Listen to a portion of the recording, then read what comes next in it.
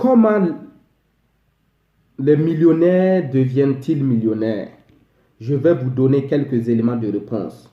La première des choses, il faut comprendre qui est multimillionnaire et comment on devient multimillionnaire.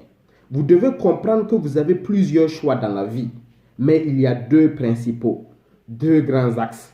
Le premier choix est celui de la fourmi et le deuxième choix est celui de la cigale.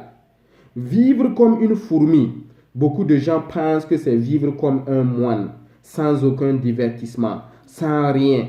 Et puis dans l'image des gens, la cigale ne fait que chanter, s'amuser, se divertir, acheter, dépenser, dépenser, dépenser. Et puis lorsqu'il y a un moment difficile, la cigale demande à la fourmi de lui prêter de l'argent, de l'héberger. Tu vois, je ne suis pas persuadé que l'image de la cigale et de la fourmi soit très adaptée à notre époque dans cette période de déconfinement.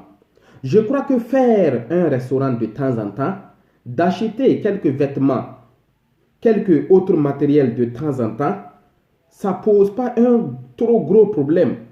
Ça devient un problème quand tu mets plus ton énergie, ton temps et ton argent dans ce matérialisme ou dans ces divertissements.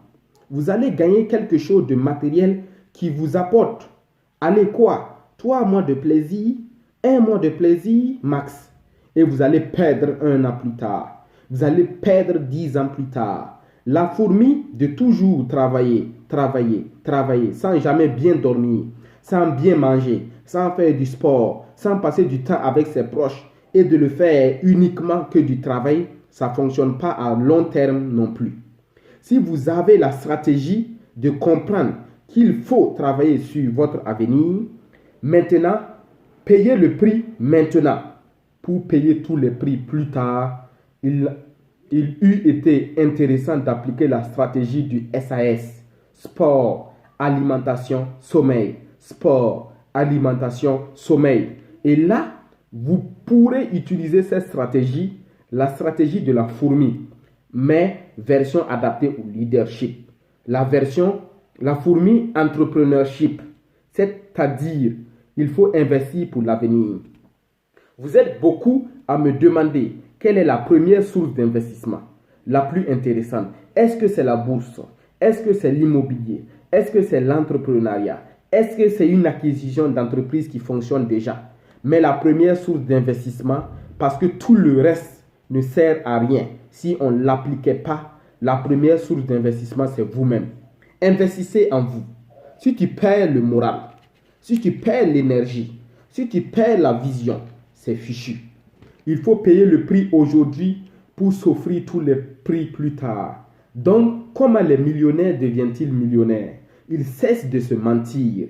Ils cessent de se mentir. Et il y a bien longtemps qu'ils ont cessé de se mentir. Il y a bien longtemps qu'ils ont compris qu'il fallait investir en eux. Est-ce que vous pensez que la plupart des multimillionnaires sont des enfants de millionnaires? Vraiment? Vous le croyez? Que tous ont eu de la chance ou que tous sont millionnaires parce qu'ils ont gagné à la loterie? Vraiment? Vous le croyez ça? Et que tous sont millionnaires parce qu'ils sont des pros de l'arnaque ou de l'escroquerie? Et que la majorité des millionnaires sont des escrocs? Vous pensez vraiment ce discours nauséabond de la classe moyenne et de la classe populaire qui en elle-même a abandonné? Si vous êtes né pauvre, ce n'est pas de votre faute. Je suis né pauvre. Je n'y étais pour rien. Mais si tu es pauvre encore à l'âge de 40 ans, c'est de ta faute. Vous êtes le fruit de vos décisions d'il y a 1 heure, d'il y a 10 ans et d'il y a peut-être 30 ans. Vous êtes aujourd'hui vos décisions passées. Et si vous pensez, vous continuez à penser comme la cigale, dans la cigale et la fourmi, que vous n'y êtes pour rien, que tout ce qui vous est arrivé, vous n'étiez absolument pas responsable. En clair, si vous continuez de prendre des excuses, de vous déresponsabiliser, la partie s'arrête. Quand tu dis à ton cerveau, ce n'est pas de ma faute, c'est plus facile pour les autres. Quand tu utilises autant d'excuses, quand tu consacres autant d'énergie à trouver des excuses, quand tu consacres autant de créativité à démontrer que tu n'es jamais responsable, et que tout ce qui t'arrive est de la faute des autres, c'est qu'il y a un gros problème de responsabilisation.